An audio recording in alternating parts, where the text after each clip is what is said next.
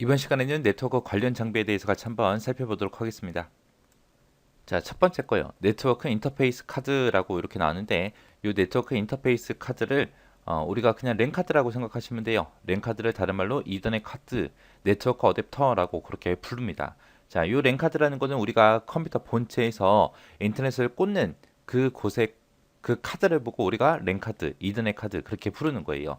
얘는 그냥 컴퓨터와 컴퓨터를 연결하거나 아니면 컴퓨터와 네트워크를 연결할 때 이제 사용되는 장치를 얘기합니다.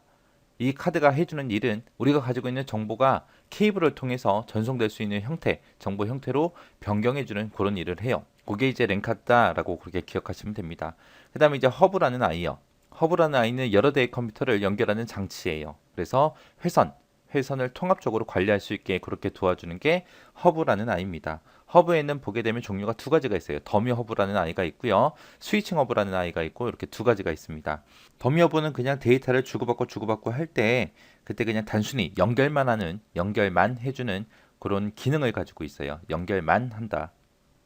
연결만 해주고 더미 허브 같은 경우는 특별한 기능이 없습니다. 얘는 만약에 이 더미 허브에서 사용할 수 있는 대역폭이 만약에 100메가다라고 했을 때 만약에 내가 가지고 있는 네트워크에 컴퓨터가 10대가 있어요. 10개로 나눠서 이 100메가 대역폭을 10으로 나눠서 그냥 10메가씩만 딱딱 쓸 수 있게 그렇게 해주는 거예요. 근데 네트워크 상에서 어떤 컴퓨터는 사용이 되고 어떤 컴퓨터는 안 쓰는 것도 있을 거 아니에요.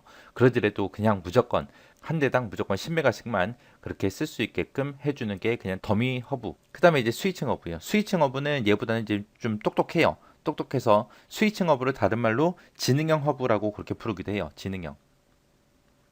지능형 허브라고 그렇게 부르더라.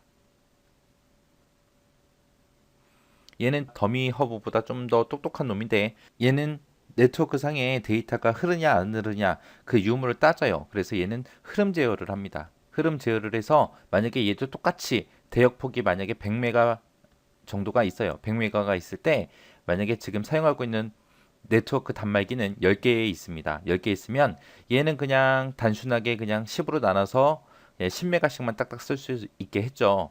근데 이 지능형 허브, 스위칭 허브라는 아이는 만약에 10대의 컴퓨터가 있을 때 그 10대의 컴퓨터 중에 딱 한 대만 쓰고 9대가 다 지금 사용을 하고 있지 않아요. 이 100메가 대역폭을 다 사용할 수 있게 그렇게 해주는 게 스위칭 허브입니다.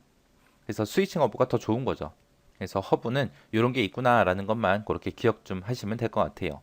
그 다음에 이제 리피터요. 리피터다. 그럼 리피터는 디지털에선 중간에 위치해요. 위치해서 얘는 뭘 해주냐? 신호를 증폭시켜주는 그런 역할을 합니다. 내가 만약에 서울에서 부산으로 데이터를 날려 보낼 거예요. 그때 이제 우리가 야구공 던지는 거 생각하시면 돼요. 내가 야구공 힘껏 집어 던진다고 해서 그 야구공이 지구 끝까지 날아가는 게 아니라 중간에 떨어지잖아요. 그죠? 그것처럼 우리 데이터도 서울에서 부산까지 던져주게 되면 그게 중간에 날아가다가 힘이 빠져서 떨어져요. 그때 이제 리피터라는 장비가 신호가 감쇄하는 거를 증폭을 시켜줘요. 전압을 높여서 전송하는 장치. 장거리 전송을 위해서 수신한 신호를 재생시키거나 출력 전압을 높여서 전송해주는 장치가 우리 리피터라는 아이입니다. 이 리피터가 그냥 좀 말도 안 되지만 좀 비유를 하자면 마이크예요, 마이크. 마이크를 쓰게 되면 좀 더 큰 목소리가 나오죠. 큰 소리가 나와서 멀리까지 이제 멀리 있는 사람들까지 내 목소리를 들을 수 있게 그렇게 도와주는 장비잖아요. 그죠? 그것처럼 리피터가 그런 역할을 하더라라고 그렇게 기억하시면 됩니다. 그 다음에 이제 게이트웨이요. 게이트웨이다. 그럼 게이트웨이는 출입구죠. 출입구. 서로 다른 네트워크에서 데이터가 들어가고 나가고 하는 출입구가 있을 거예요. 그 출입구를 보고 우리는 게이트웨이라고 합니다. 우리 한국에서 외국 나갈 때 그 공항에 가게 되면 몇 번 게이트 써 있죠. 그거라고 생각하시면 돼요. 우리가 그 게이트로 들어가야 외국으로 나갈 수 있고 들어올 때도 몇 번 게이트로 들어와야 들어올 수 있잖아요. 그죠? 그런 출입구 역할을 하는 게 우리 게이트웨이다라고 그렇게 기억하시면 됩니다. 그 다음에 이제 브릿지라는 아이요. 브릿지는 다리라는 뜻이죠. 다리. 그래서 우리 여의도에 보게 되면 여의도가 섬이죠. 근데 여러 개의 다리로 전부 다 연결돼 있잖아요. 그죠? 그 다리 역할을 하는 게 브릿지요. 얘는 리피터랑 똑같은 기능을 수행해요.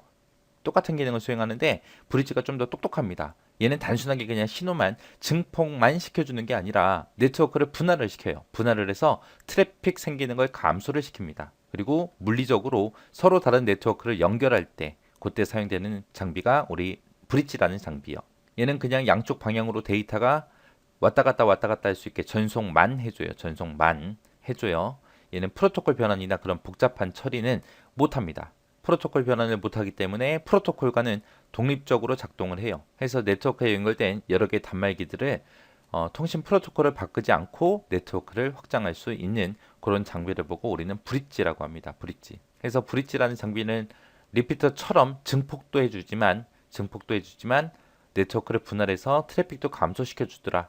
물리적으로 서로 다른 네트워크를 연결할 때 사용하고 양쪽 방향으로 데이터만 전송해 주더라. 프로토콜 변환 이런 거는 못한다. 통신 프로토콜을 바꾸지 않고 네트워크를 확장할 수 있다라고 그렇게 기억을 하시면 됩니다. 그 다음에 이제 라우터라는 장비요. 라우터라는 장비는 뭐라는 거냐? 네트워크와 네트워크 간에 연결할 때 반드시 필요한 그런 필수 장비예요. 필수 장비인데 얘가 가장 최적의 경로를 찾아줘요.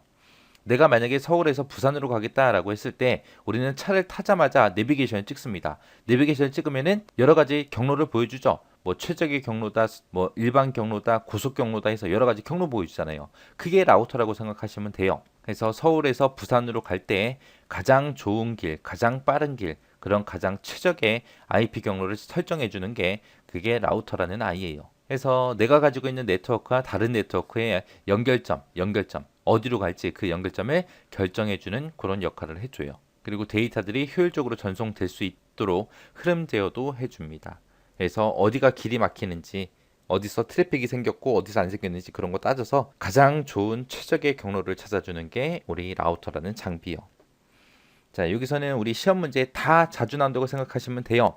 이 네트워크 관련 장비는 무조건 나온다고 생각하시고 각각의 특징들 꼭 기억하시기 바랍니다.